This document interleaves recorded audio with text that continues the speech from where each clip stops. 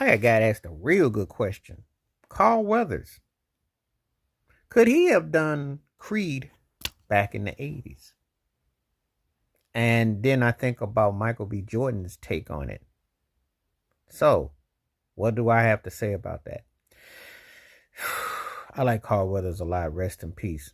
That guy was kind of like, but after Fred Williamson, the original Hammer, and then you would probably, I'm trying to think, black tough guys on film before you got to the Michael Clark Duncans and before you got to the Samuel Jackson tough guy and Wesley Snipes, certain type of role. Carl Weathers was that dude who was always in that middleman role. Now, I appreciate you remember Action Jackson. And he had some roles, work with Schwarzenegger, etc. But to command the budget, to command the film, and it's almost like it's criminal because it's like they got a film based on his character, but he never got a chance to be in it, to be the main guy to carry on the legacy.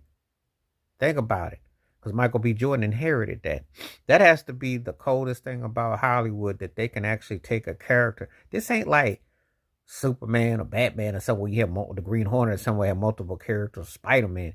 This guy was written as a character in a film to sell it, and yet he never got a chance to cash in on it during his peak and his prime.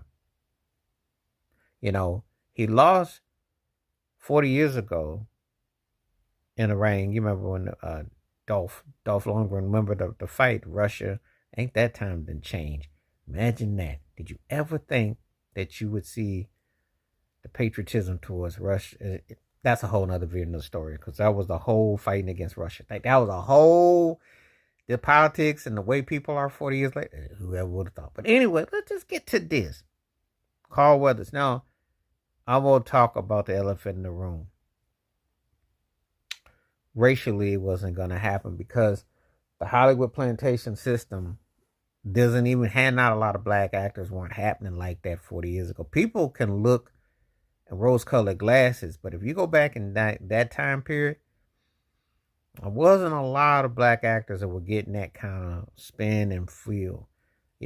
Michael B. Jordan definitely benefited from it because he would have been, dare I say, regulated to probably an action or a sidekick, or probably been like a soap opera or something.